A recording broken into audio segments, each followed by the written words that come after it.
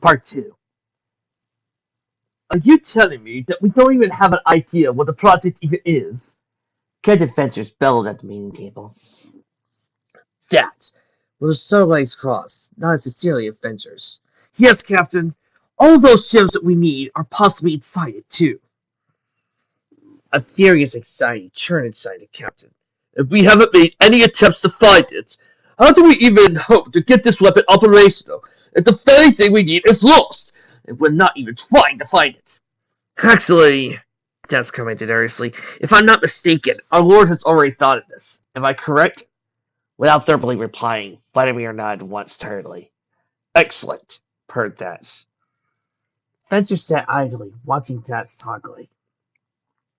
The very aura that Thats gave off made the leasing captain suspicious.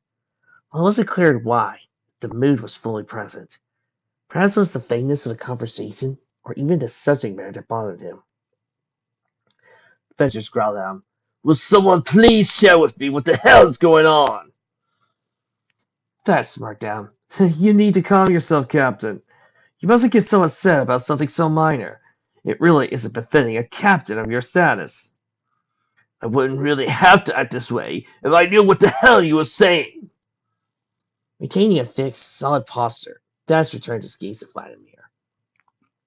With his cold, piercing stare, he smiled to Lee's Emperor. Our wise Emperor hired a pony some time ago. Skyward, or something like that, if I recall correctly. He is the one who brought us the Predators. It was an act we did not pay him to do so, yet he did so anyway. That still doesn't answer my question, Fencer grumbled under his breath. Fine, Thats retorted. You see, our Emperor hired him to follow her sons and help them would lead us to the project. It is clear that they're looking for their mother, so why let us do all the hard work? Raised his eyebrow fast. Fencer's probably. And where is the mercenary? Glaring barely at the captain, Thats said, We're not sure. All we know is that he gave us the Predators and left, before he skipped town, as it were. We learned that her sons were located near Bunker 37. However, it's been rumored that he's seen around our cannon. Unlikely, of course, as we would have seen them by the perimeter outside the settlement. So you let them get away, Captain Fencer snarled. Captain Fencer's flustered, menacing stare. Thats said, You do well to hold that fat tongue of yours, Captain. I would not speak so rudely to a higher-ranking officer, especially in the presence of His Majesty. Fuming, the captain sat angrily in his seat, muttering rude remarks to himself. As I was saying, Thats continued, he has scouts looking out for them as we speak. We'll follow them, and hopefully they'll lead us to the colonists' project. However, before we conclude this meeting, Thats paused, directing his attention to the dark miners across the table. I have some information that the warden would like to hear. Nodding his cloaked head towards Thats, he kept on keeping his gaze from the hollow green eyes of the miner. It's about the Predators and their fuel source. Oh, the warden hissed pleasantly. I am interested. Very interested, yes. Well, you see, Warden, it requires something from your mind. Yes, Thats said. The blood of the living to operate. The warden was very pleased by this. Oh, good. Intimidating, strong. Good, yes. Indeed, Thats paused briefly. Good. Clearing his throat, he went on. That would mean that some of your slaves would have to go. A simple fee for some of the greatest killing machines this province has ever seen. Rubbing the undersection of his dark metal breather, the warden purred. We can find weaker slaves, older ones, slaves which do not wield much for the mind. We get new slaves soon, younger, stronger, and better slaves. They replace them in the mine. Mine goes stronger because of it. His goose scared nervously. Thats complained. Excellent. Then I'm sure feeling that won't be an issue then. No, the warden answered frankly. Good. Thats more in relief. Then without further ado, let's conclude the meeting. I'm hope we can meet again soon and discuss any further updates on the progress of our project. Rising out of their low-seated chairs, the members of the meeting disbanded. Some of the officers stayed momentarily to discuss their topics with one another. Fezzers, who was still upset over the whole matter, was the first to vacate the room. As the officers chatted idly, Vladimir shuffled quietly towards the door. That spot, Vladimir called out to him. Sir, He queried, as Vladimir, who was already close to the door, looked back at him. are you going to retire to your chambers? Almost like Vladimir nodded. Yes. I don't think I shall join you in your conversation, Captain, as I am very tired, and the trip to the elevated cabins is enough. I hope you do not mind, Captain. Seeing his head, Vladimir, that smiled. No, not at all, my lord. You should get your rest. The coming days will be laden with stressful work. Returning to gesture as kindly as he could, Vladimir went back to the door and left the meeting room. Once the Emperor had vanished from sight, many of the officers tried over the exit, discussing further matters about the projects to themselves. In the quiet room near the round table stood the two dark miners, creeping anxiously towards the door. The warden waited until the signs of the officers faded into the long cavernous deep. The miner approached the warden slowly. Did you notice the oddity? The warden glanced at the miner. How could you not? No, not much is wrong with the Emperor. An oddity. Confusion, yes. He's not the same, the other miner added. He has changed. Nodding, the warden agreed. Too kind, too soft, not stern. He is not Vladimir. A copy? The miner asked. No, The warden replied, thinking. he is nice. Different change of mind, but no copy. Nice, yes. Nice and confused, yes, The warden agreed. Is it weakness? all ponies are weak, fragile and tender. We are bred in the dark. We are strong. The mind is strong. Until now, he was strong. And now he is confused. Soft he has become. So, weakness? Yes, weakness. The miner returned his gaze to the door briefly. What do we do? Hissing, the warden answered. These surface ponies are blind and stupid. Did you not see? We are wise. We see what they cannot. The leader is weak. If he dies, we can take the weapon. Yes. The miner gasped. You say treason? No. The warden interjected sternly. We are not slaves. We are not part of the Legion. We are dark miners. We belong to the mine. With the predators, we can kill them, drive them from the mine, take weapon, control surface. Miner scratched the lemon, wrapping in his head. The mine will be ours? Because you're weak, yes? Yes, The warden cooed. What do we do? In a smothered laugh, the warden said. we wait. We wait until his weakness becomes our strength. Yes. They will take full control. Full control of the mine. In time. Like a pure, undisturbed coat of green paint, the skies were blanketed with clouds. When thunderous fury, rain poured down on the earth below. The downpour was muffled in the farther reaches of the building, save only for the blast hole at the far end of the room leading out to the open. Like an amplifier, the rain's uproar was intensified throughout the entire room from a certain point. The only positive thing any member of the group could see outside of the sudden change in weather was the hellhounds had finally stopped their vexed barking. Neil and Adam had tiredly leaned against one another near the center of the room. Their tired, weary eyes sagged low with sluggish darkness gathered along their lower eyelids. Lucy sat in the center of the hole in the wall, well frustrated. I hate the rain, she thought. Her back was slouched over, and her head hung low. Every region of her mind ached. It had been all day that they had to endure the constant sound pulverizing their heads, ears, and minds. It was, in many ways, driving them to their breaking point. Except for Lester, who did what he could to remain quiet, lest he say or do something wrong. The whole group would erupt into a frenzied blast of maddening, tired fury. This was also meant staying in the lower level of the building, watching the door from the cold concrete steps of the staircase. With his rifle at the ready and a firm, concentrating stare, he sat vigilantly, guarding the rest of the group from downstairs. Allie was by no means excluded.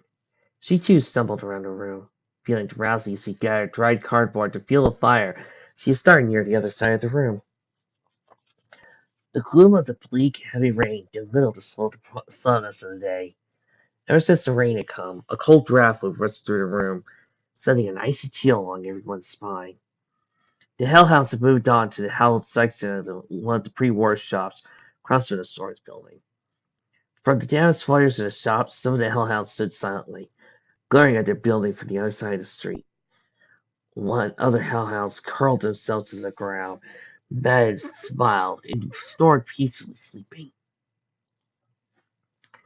Neo snapped awake suddenly, as his head began to search further to the floor. Taking a moment to let out a drawn-out yawn, he shuffled over to the hole next to Lucy, licking the dryness of his chapped lips. He retiredly stuck his left foreleg out into the rain. Raising a questioning eyebrow at the snide next to her, Lucy asked gruffly, "Neo, what are you doing?" Letting a few of the ice-cold droplets hit the rusty metal of the pit-buck, Neo replied, "I'm checking the rain." There was a brief contemplative moment of silence from Lucy. "What?" "The rain," Neo repeated. "I'm checking it." "For what?" Pulling his pit-buck back, Neo glanced at it quickly before lowering his foreleg. "Everywhere we go, the rain is different." "What do you mean?" Lucy asked.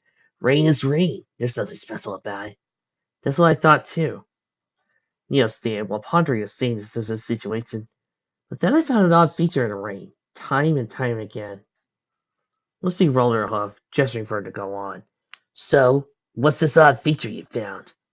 Neo shrugged and gazed down to the thick downpour inside. "In some locations, the rain is radiated.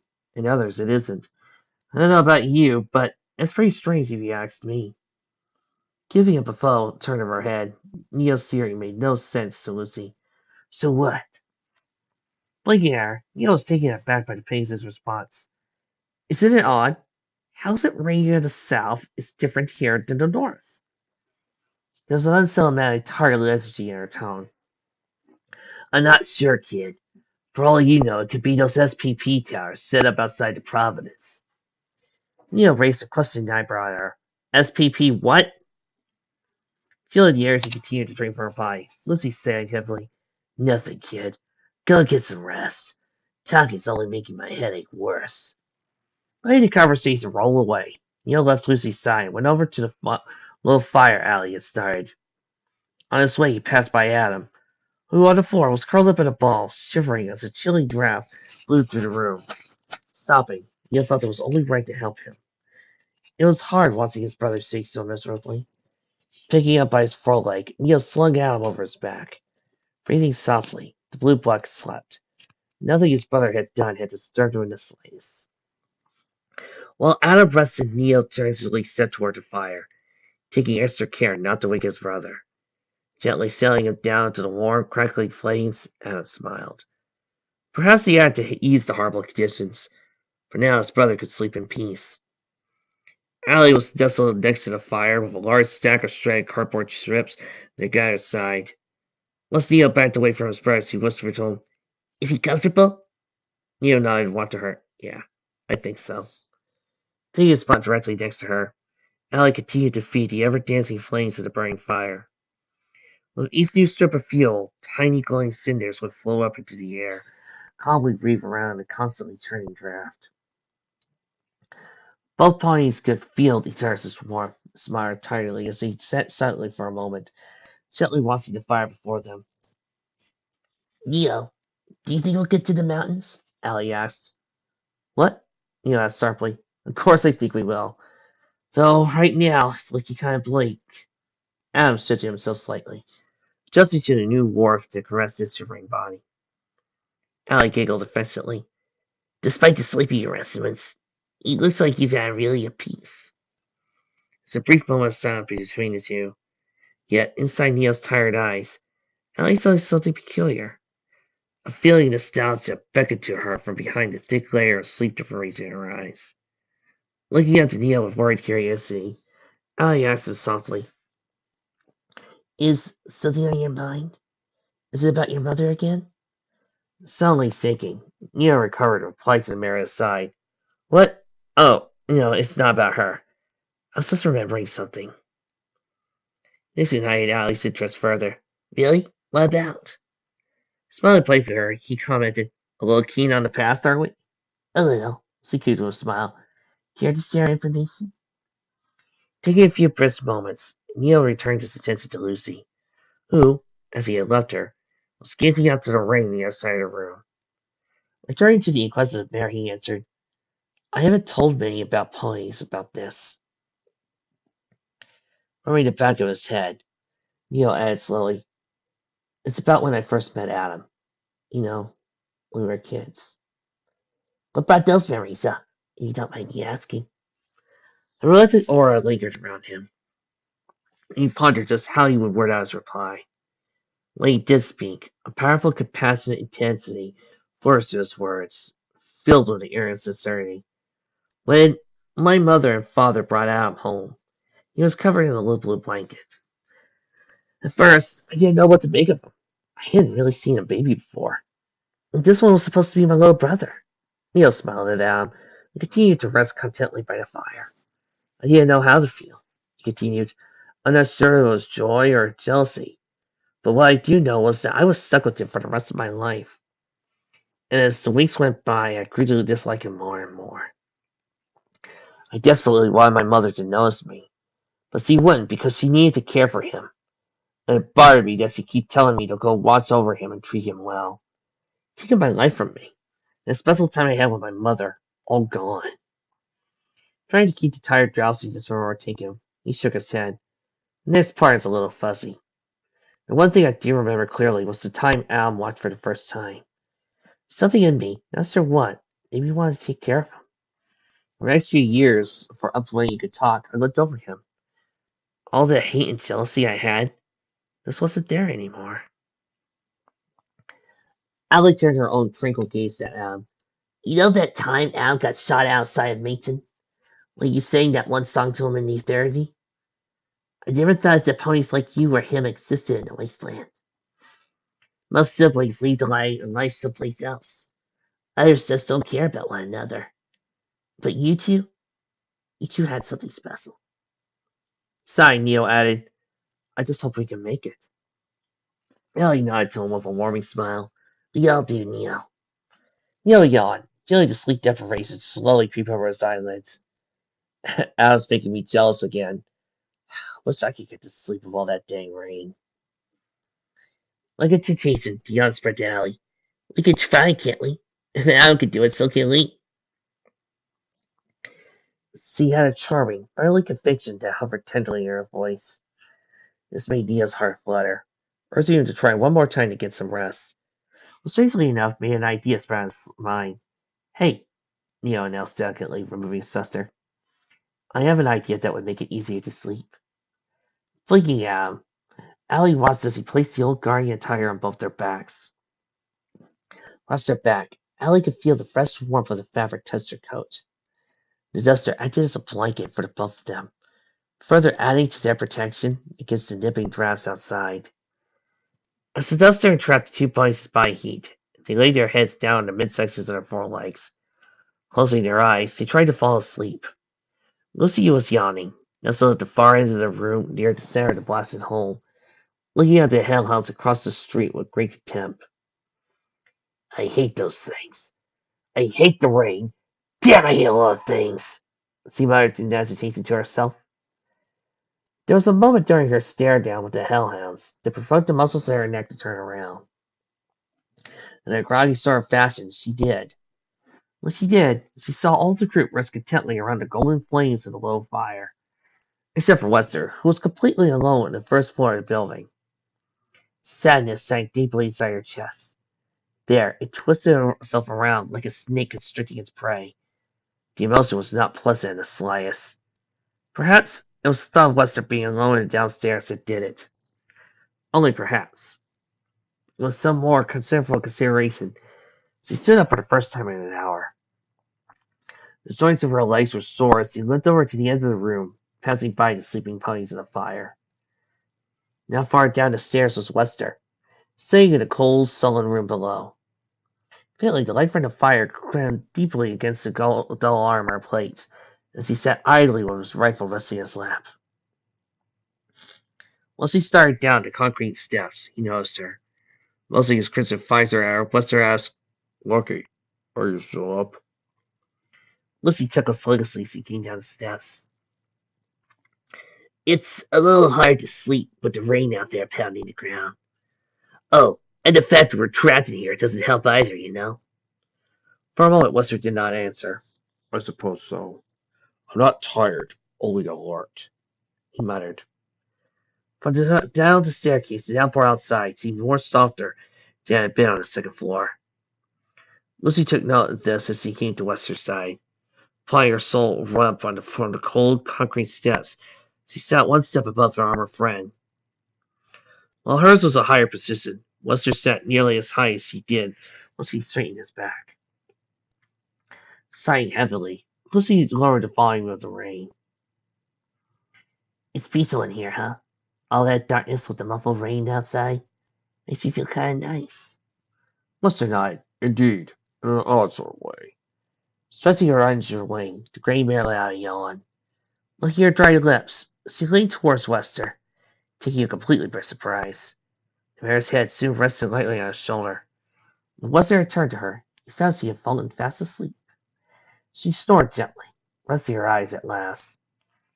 There was nothing Wester could say. The tender warmth that blossomed in his heart prevented even the tiniest whisper from escaping his lips. So he did nothing to disturb his friend's sleep. All the while he sat, ready for anything as the rain continued to soak the earth below. Whoosh! The metal door of Vladimir's room swung open as he painfully stepped aside. A hoof was pressed firmly against the side of his aching brow. As the door closed, it repeated the same whooshing sound behind him as it shut, ramming straight into his cot. Huxley tripped and fell to the ground. This did not help with the pain in the slightest. His head was alight with the sharp pains pricking at his nerves.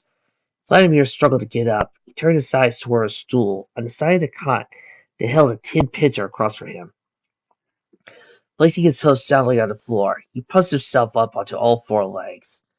Laying on a dresser at the other side of the room was the creature, mischievously giggling to itself as Vladimir tried to reach the jug.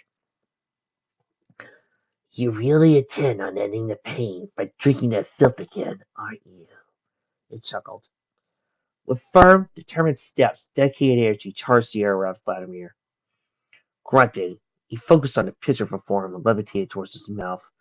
"If it's beads keeping you quiet for a little longer." Laying his clean, mist-like head out and shot a disapproving glare. Oddly enough, Buster's short playfulness saturated his words. "You're looking to get rid of your first tits already, little man? It breaks my heart. It really does." "Be quiet, Joe," Vladimir demanded, gulping the wine in the jug. Taking a deep breath, he felt relieving the liquid to dull the pain. However, when he returned to where the creature was, it had not vanished. It was still here, shooting a glowing spark at him. "Sad, isn't it? But when the pain leaves, I still roam free." With his mouth agape, Vladimir was shocked at the sight before him. But you're supposed to." "To what?" It snapped on the side, Zormar. "That is like a bad dream. Or perhaps I just poof away because you drank that silly red muck." Lying next to him, the pitcher's contents slushed around as he took a seat on his bed. Vladimir never once took an eye off the specter. "I don't understand." "The pain is only a side effect of my existence. Not too long ago, the pain and I were melded as one. So when you consumed that little hard drink you called wine, I was whisked away as a bad thought. Be it only for a little while. Now, though, I am strong, and I continue to grow with each passing day. The irritating pain might leave when you drink, but I will stay longer." In a desperate attempt to drown out the creature, Vladimir started drinking the wine in a pitcher. Gulp by gulp, the wine smoothly slid down his throat. Sinking its head once more, the creature cooed as it started to fade to nothingness. Just remember, Little Red, you have 3 tiny chances to gain my feather. Only 3. Removing the pitcher from his lips, he coughed hoarsely, inhaling the deeply the air around him. What could he do with that thing moving over him? It was like a bad dream. A dream that could one wake up no matter how hard he tried. Placing the pitcher of wine back down the stool it once rested on, Vladimir lay down on the cot, reviewing the situation. It wasn't certain the creature was too weak or hear his thoughts, or there was even something it could do. But he knew for certain that it would laugh out silently about the uplifting the idea of freedom. What would Mother do? Vladimir thought. What would Father do? As he sat there, straining his imagination to manifest an idea, thought occurred to him, one that might very well help him, or at least relieve some of the strains that had been bottled up inside him. Sitting up, Vladimir removed himself from his bed and trotted over to the other side of the room. There, he turned his attention to the old metal dresser the creature had been previously. From one of the top drawers, Vladimir picked up a large, black, rectangular metal box. On the top was a series of various buttons, along with microphones and jacks for headphones, speakers, and other such attachments. Setting the machine down on the dresser's top, he gazed at it and simpered. I have not to look at this thing in a while. Maybe, just maybe, I can use this to help me with the problem. Maybe. Pressing a red button near the top right corner of the device, a loud click sounded. Lights illuminated, and the machine started to softly hum as power pulsated through it. Vladimir's heart beat wildly in his chest. For all he knew, the creature that haunted his mind could very well be seeing it. But he had to use it. Had to try to find a way to beat and cope with this harsh, confusing existence. Rousing what courage he had, he could. Vladimir pressed one of the main buttons on the machine. Dark stillness blanketed Neo's vision. The clamor of the outside world had, at least to him, faded into silence. Had he finally fallen asleep? Or had he passed out due to lack of it? To him it mattered not. It was at long last resting. That was, of course, until a forceful nudge woke him. His eyes shot open from the light outside, and the world flooded his vision.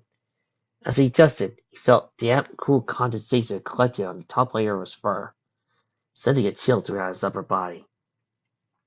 All across the many joints of his legs, Neo felt pain, an aching soreness that moved up along his spine and neck. Raising his head up to the resting position, Neo blinked at the pony who had nudged him. It was Lucy, with an urgent glare that was widely alert. Behind her, Western stood with his pistols levitating closely by, while he stared off to a blasted hole in the other side of the room. Lowering her muzzle to Neo, Lucy whispered, Neo, get Allie up. Why? He asked in a hushed, groggy manner. Lucy did not waste a moment with an explanation. Just get him up and tell him to be quiet. When everyone's up, meet me and Western downstairs. Lucy and Western down to the staircase. When he stepped down the stairs as lightly as a pony could, Neo was dazed and confused. Not only had his rest been cut short, but now he had to get up. His body started to develop a dull soreness, actively protesting against him, moving even an inch. They must have said miserable. But whatever it was that Lucy was worried about sounded too urgent to ignore. Allie rested contentedly, her forelegs crossed as Neo nudged her shoulder gently. Blinking briefly, she rested her head and yawned. What is it, Neo? She moaned tiredly. Putting his lips to his lips, Neo replied lowly. Lucy wants us up. I don't know why. Allie scratched her head. Are you going to wake Adam up? That's what I'm going to do next, Neo answered. Let's head downstairs. Lucy wants us to meet her down there. Allie nodded, and together both ponies got up. What he didn't expect was the horrible pain that would follow once they did. The opponent's aching sores now became pounding annoyances that hurt even more than before. It was worse than being hungover. That was the last feeling any other pony ever wanted to feel. Putting his sister on and recovering their things, Allie trotted down to the first floor of the building, while Leo went up to wake Adam. By the smoldering charred cardboard, the little blue buck snored softly. A sour taste manifested in Neil's mouth as he shook out gently awake. Feeling Al roused himself. It turned his blurred, faintly bloodshot eyes at his brother. Standing over him, Neil bore a distasteful expression. Adam, Neil muttered, get up. Lucy wants to meet her downstairs. Adam laid his head back down and moaned. 5 more minutes, brother. I got a really bad night. Furrowing his brow, Neil glared at his brother. You need to get up, he retorted quietly. Without moving his calm position on the floor, Adam begged her. Please, brother. An odd, almost unexplainable frustration festered inside Neil. Swelling unnaturally, Neil began to grow weary of his brother's behavior. Listen, you need to get up. Something is happening, and we need all to group down there now. Grunting, Adam stood up on almost 4 of his legs. Like his sibling, the upsetting misery was as much persistent throughout his entire body. To him, at that very instant, nothing but a long rest on a soft-cushioned bed would quell the atrocious feeling of fatigue and lassitude. Narrowing his weary eyes at his brother, Adam frowned. It doesn't mean you have to be so rude about it. I don't care, Neil countered softly. Just need to get up, now. Adam grumbled angrily to himself as he stood up. A tense negativity charged the air around the two brothers, while Adam recovered his things. Both started to look rudely at one another, as even the slightest movement or word seemed to trigger a violent frenzy between them. Heading down the stairs, the brothers bickered about who would go down first. After a minute of this, they came to an agreement of both going down together. This led to an argument about one going too fast, or how one of them didn't give enough room for the stairs. The very instant they came down to the first floor of the old building, Allie glanced at him oddly. Never before had he seen them snap so harshly at one another. Why didn't you give me more room on the steps? I could have fallen off, Neil remarked. I related bitterly. Maybe if you didn't eat so much, you wouldn't have as much space. Placing her from one side of his ear, Neil taunted. What was that? I'm sorry, but you're too small for me to hear you. His brother's perplexing statement confused him. I'm not that much smaller than you, and that doesn't make any sense either. Neil growled. You'd never make sense, you geek. Lucy and Wester stood near the large metal doors of the building, watching the two ponies shoot borscht remarks about one another. Within seconds of hearing their compulsive squabbling, sent Lucy's nerves ablaze with irritation. Grating her teeth slightly, she quickly turned to them and snapped. The hushed tongue Lucy bellowed, Will you two shut it? The bickering brothers silenced themselves, glaring distantly from one another. Allie looked down with a fearful worry in her eyes. Of all the time I've been with you, you've never fought like this. What's making you guys act so mean? He replied in a hostile grunt. Maybe if he wasn't so picky, we'd get better along today. Adam shook his head in disbelief. Me? Picky? This coming from the pony who needed his milk warmed a certain way when his mom was still around. Shut up! Neil yelled. You can't get over the fact that you're so small and no one likes you. Adam glared at his brother with furious contempt. Jerk! Neil returned the unnerving glare, leaning close to his brother. Geek! Adam said to sorrowfully, Quiet, both of you!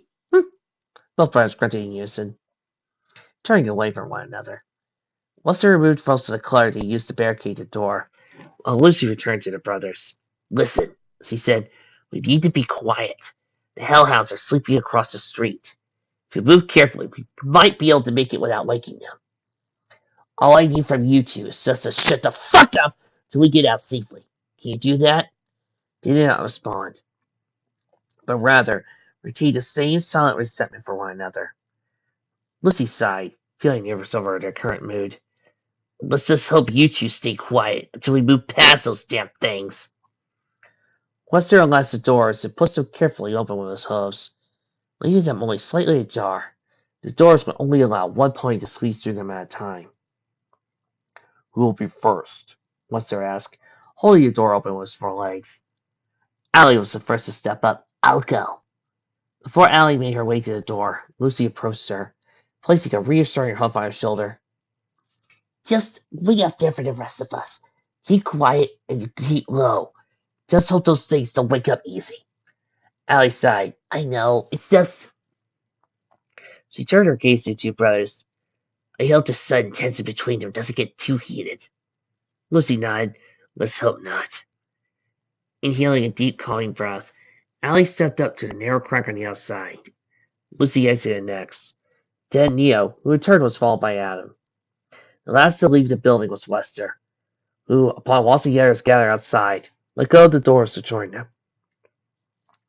The air was laden with a thick, cool humidity.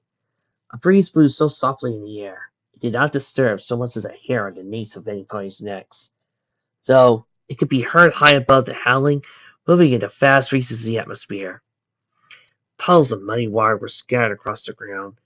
Above the blanket gray clouds overhead were cracks with bright silver linings bouncing outward in all directions like the roots of a mighty tree. Lucy led for the group. Just as he said, the pack of hellhounds was scattered across the street in a hallowed structure of an old shop. Through the blasted walls and shattered rubble, the beasts could be seen. Their rough matted fur brushed up against the old brick stone walls. Each hound snored with a bombing volume. As Lucy mentioned them and moved on, stepped lightly, lest they whacked the pack, sending them all to a painful, brutal death. In a single file line, Lucy led the group along the broken sidewalk to the other side of the street. To keep safe, Lucy made sure that each member of the group was close together. As they advanced southward, however, this proved to be a regretful decision, for once again the brothers began to argue. Low hushed tones, the brothers hissed at one another as the group advanced. Ow! Stop moving it to me! Neo declared under his breath. Not my fault, Adam replied in a quiet voice. You're just too big, it's all. You calling me fat? Well, now that you mention it. Allie put a hope to her lips and glared down, ending their excessive bickering. The brief time they had spoken made the hellhounds stir in their sleep. The hellhounds shifted and were on the verge of awakening. Noticing this, Lucy gestured a hope to the rest of the group, indicating that everyone should hurry up their pace. Here's one of the hounds near the pack's front head lifted his large head as it groggily searched the streets for the source of the sound. Freezing, every pony remained completely still, like a radar scanning the world around it. The hellhounds spotted them. While at first they appeared to ignore their presence, the hellhound's sight began to return. Holding their breaths, each pony felt their heart rate increase. The nauseating combination of drowsiness and terror made them want to run. Lucy thought hard to herself, peering around her environment. She spied over the water tower and leaned over the top of the building's roof. An idea formed, bringing a new light to their grim situation. Whispering as low as she could, Lucy said, Listen, everyone. Those things are going to flip in about 5 seconds. When I say shoot, Wester, take that big-ass gun of yours and shoot the weakest support of that water tower. Briefly, Wester looked at the water tower. Under the lip that hung off the side of Wester's support no longer than a foreleg. If he was careful, a well-placed shot could hit it, sending the whole thing crashing down into the street below. The hellhound began to growl, walking onto the group. Then, with one powerful bark, the pack started to wake up. Lucy shouted at the top of her lungs, Run! And for the water tower! Now! Go! Desperately dashing with all the air their poor, tired legs they could, moved to the middle of the street, taking care to dodge the blasted carts that were scattered around, weaving through the old vehicles. Lucy turned her head to see the creatures shake themselves awake, sprint madly to them. Their meaty paws pounded forcibly against the cracked pavement of the road as they ran along the old wagons and carts. The water tower was in view. The pack was homing in on them at an alarming rate. Wester, shoot it now! Shoot it now! Taking his large folder rifle from his back, Wester aimed, while running at full speed, at the weakest support of the massive water container. Holding the rifle as steadily as he could, Wester unloaded one bombing shot at the water tower. The bullet hit the building's side, sending fragments of brick and metal scattering about in the air. Once more he fired a shot, this time hitting the support right in the middle. Creaking and twisting, all the supports gave out. One at a time, the steel gave way as gravity took control of the water's container's fate. The hellhound seemed to completely ignore the tower as it came crashing down and charging headlong into its collision path. Nearly the entire frenzied pack of hellhounds became encased in a monstrous wave of water and shredded metal. Do we keep running? Allie asked, feeling the fatigue consume her slowly. No, Lucy puffed hurriedly. We keep running until we can't see those things anymore. and he ran on until the group could no longer see the pack of demented beasts. Slipping and falling over themselves, they suddenly collision with the water tower, left them dazed. Soon, the hounds vanished until all the creatures were entirely out of sight. The very instant the group had cleared the vicious monsters, Lester took the lead. With the help of the brothers' coordinates on their pet bucks, they navigated the empty ruins of the old outer city. Along the way, sleep deprivation took its agitating toll on the brothers' mental status. Even Allie felt the effects of the rough sleep start to waking her. Everything was a potential argument. From the way one pony walked to the tone of one pony's voice. Yet Lucy retained the most focused attitude. Certainly the complaint annoyed her, as did the senseless argument that would follow. But, holding herself firmly to the belief it would pass, she endured the frustrating chatter. Lester kept her uplifted. In return, she tried to reflect some of that stern control into the group. Then hopefully she could rest. Perhaps a safe place you wouldn't need to worry about hellhounds. A place far, far away they've been trapped by vicious beasts. Further down the narrow cities of the outskirts, the group started to notice buildings were seen into smaller structures. 3-story buildings quickly became 2 stories. Now, soon after, more buildings became the most common building. Fewer cars were seen crashing along the broken sidewalks. More puddles, murky and deep, gathered in potholes that now dotted the winding streets. Not far ahead of them was the main highway leading eastward, and out of the city. This was clearly indicated by a rusted road sign. Most of the many signs had been seen before was bent, and weathered by the elements. It read, Dark Main City, Highway 23. Iron Mountains, Highway 23. Shifting uneasily, Allie dragged her hose across the coarse pavement of the road. Behind her, the brothers followed the same sluggish steps as their hose ground against the road, like wood to sandpaper. Occasionally, all 3 ponies would stumble or trip over themselves, as a haze dizziness obscured their senses. Lucy and Wester tried as they could to help any who fell over, but little could be done. For no sooner had they helped them stabilize, the legs would just stumble over their footing once again. A darkness developed under their eyes, as the eyelids of the 3 ponies began to sag tiredly. Neo started to sway off towards his brother, and was pumped forcefully, got straight into his side. Instantly, both ponies snapped to attention as their fury ignited. Hey! Watch where you're going! Alan barked at his brother. A heated rage started his hearts around the air. Me? Watch where I'm going? Gabriel, you're bumping into me! I am not! You're purposely doing it to me! A snarky tone floated along Neo's voice. Ha! So it is, huh? Then prove it! You got a big head. Tell me what I did and not you! Because you're a jerk, that's why! Alan cried suddenly. Lucy turned to him sharply, snarling. Boys, stop it, or I'll knock both of you out! But her words did nothing this time. For at that moment, both brothers stopped and faced each other. Boiling anger could be seen blossoming in their sleep-deprived eyes. The 2 ponies leaned close to one another, placing their snouts nearly inches apart. I won't stop! I've had it with him! Neo exclaimed. Adam grinned seemed to rather tightly. Nuisance, you're the fat complainer! If there's any pony here who's a nuisance, it's you! Sarcastically, Neo replied. Oh, you're so smart, you went back to calling me fat! Pointing to his rather slender body under his duster, Neo added, I'm probably more skinny than you. After all, I do most of the work here. Al was appalled by his statement. You do all the work? Please, if it wasn't for me, you wouldn't be alive right now. I would too. I'm tough. You're the weakling who always needs help. The other members of the group couldn't stand to watch anymore. Even Allie, as dazed and light-headed as she was, understood what was happening was wrong. Boys! She cried out desperately. Stop! You're tired and fighting won't help. Listen to her, guys. Just stop before I make you, Lucy shouted. Neo briefly turned to Lucy, and his eyes, a fire bird, was intimidating even her. This ends now. I'm tired of it! Lester stepped up powerfully, booming loudly here and shouted, This is unacceptable behavior. Stop at once!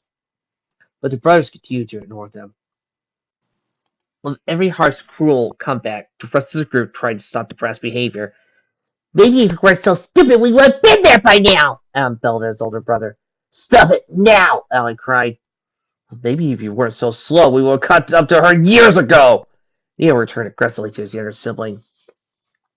Well, maybe if you weren't so fat, you'd learn more where he is. Boys, I mean it, Lucy barked. Don't stop this. This isn't. I'll end it myself. His final statement Adam had made, it hit Neo in the heart, sending all his ball raids exploding at full force. His tired, weary mind, a comeback formed. One day he bellowed, which shut his brother up for good. Well, maybe if you weren't born, Mom would have run away in the first place! His eyes grew wide as he reeled himself back. Now slightly gipped, his tears pulled in the corners of his eyes. It took moments for a scene to process in Neil's dazed mind. When it did, a heavy clarity hit him, making his erased heart sink.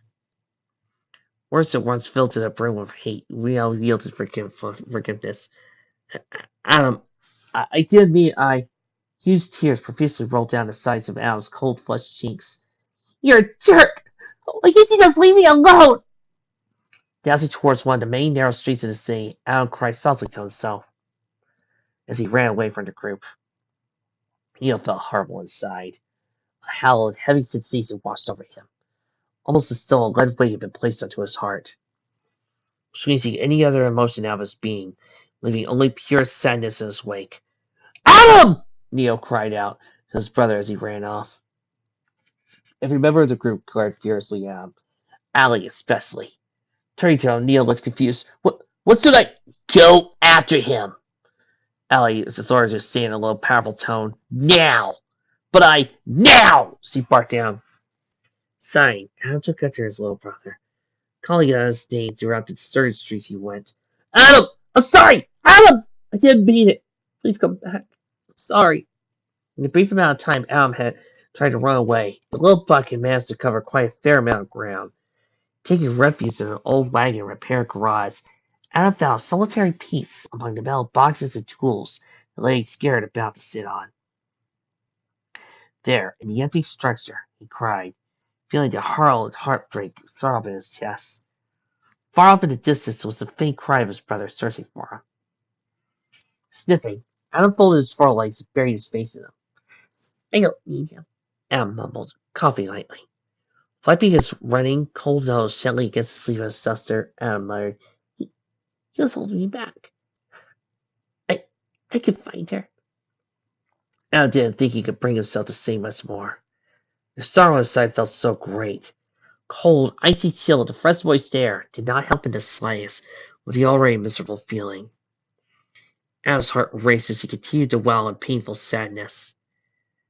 An aggravated sounding voice could only make the strongest pines cringe, whispered sweetly to him from behind. Ah! This public's so sad, so broken. Whatever could be wrong with him, don't you? Their voice, this time a mare, replying in the same crinkly sweet tone. Indeed, I wonder. Split you. That puss got a really nasty case of the blues, don't he? Adam spun around to see who was addressing him. Behind him were two lanky unicorns, who appeared devastatingly out with purple foggy eyes. Their orange manes were tattered and coated in a fresh mix of dried blood and dirt. Teeth, claws, and tiny bones hung from the back of the fur belts that were wrapped around the legs and torsos. At their sides contained bulgy assault rifles. A foul, sickly colored yellow aura encased their weapons, swinging strangely over him. Smiling at the surprised little buck with the yellow-chipped, crooked teeth, the stallion named Split Two spoke. What's a little pup like you doing out here, Slightly jolted by their presence, Adam tried to stand up, only to fall on his back. What's closing on, ain't he, Switzy? Ah, he nodded. There he is. Adam's heart rate intensified as terror filled his little body. He couldn't draw his weapon, not against a rifle so large and close to him. What do you want from me? Cute, ghastly-looking pony smile grew wider. What he say is, Splitooth guffawed. Yes, what we want with him, Sam. The two ponies lowered their heads, keeping their menacing eyes fixed on Adam. Where's your mates, little pup? Got anyone around? Creeping slowly toward the two ponies approached, stepping lightly as they did. Yeah, got someone looking for you, pup? Still at a distance, Neo could be heard calling out for his brother.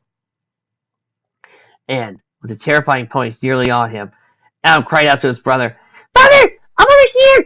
Help! Brother! He shouted wildly as his lungs would permit.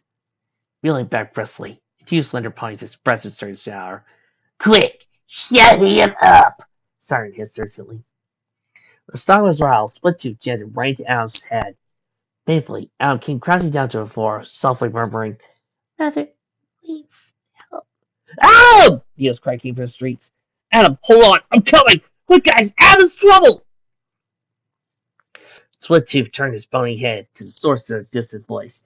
Fuck, he swore. You think this one here will make a profit down Darkman? Our host Siren boasted to hurry along, saying, Yeah, it's got one of the pit things or whatever. And look, he's so healthy, fools not to take him. All right, Split-tooth pondered. He will take him. Help me put him on his back. Nodding firmly out, she held the case out in a hard, magical yellow energy. Looking up blankly at the Split-tooth's dusty back. Once Adam was secured soundly to the stallion's back, cries of the group rang out a slaughter in the distance. I'll see it! Siren moaned, looking at the voices. Here, get City up with the others to the other side of the place. We need to hurry. Now tell how many of those ponies came here with this one. What? Split-tooth agreed. Just as they started off, Neil dashed around the corner of an alleyway across the street, scanning the area quickly. He saw nearly 100 feet away the two hideous-looking scoundrels sitting in the entrance of an old repair garage without him on the stallion's back. Neil gained a head start, and his son was the first to reach Adam. Sparing not even a moment to think, he pulled forth his combat shotgun. He charged the two unknown kidnappers. Fearful of shooting his brother, he waited until they were close enough. He answered without hurrying Adam. Quick! Siren shouted, pulling a rifle, saying, Shoot him! Shoot him! Like clamorous lightning booming in a high atmosphere, the guns of Adam's captors roared. Hot, glowing metal whizzed by Neil's head as he came closer to them. Though his senses were disoriented, thoughts obscured by lack of sleep, this one moment was clear to him. Nothing would stop him. Nothing. Kill! Kill! Split-tooth screeched loudly, unloading every bullet his gun contained. Bullets clipped and dug into Neil's skin. Steady droplets of blood gushing out fresh new wounds. Despite the injuries and pain, Neil felt compelled to save his younger brother, no matter how difficult it may be. Neil almost had them in his reins. Even with more blood dripping from his wounds, he was set on ending their lives. Second by second, the enraged brother came at them, and to Siren's side, she noticed something. On the corner of her eye, near the sidewalk's curb, several pieces of large concrete fragments. Her mind, a devious idea forward, while the rock remained farther sticks of her vision. Not only this, but Neil's path towards it was distorted. Once or twice he had stumbled, meaning the whole situation could be turned in their favor.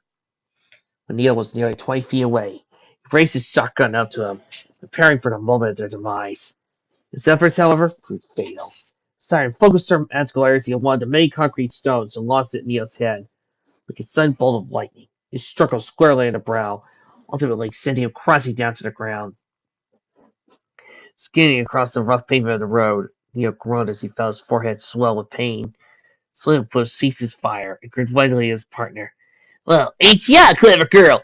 Should I assume I landed it? Siren chuckled. Teamwork to bullet. He'll be out here in no time, and he'll bleed out before he even has time to wake up. Laurie's rifle switched to a shrug. Say so. I still think we ought to show him some more. Once he headed toward him, Siren turned back to the garage. I ain't wasting another shot on that damn bastard. That pony's already hurt us enough.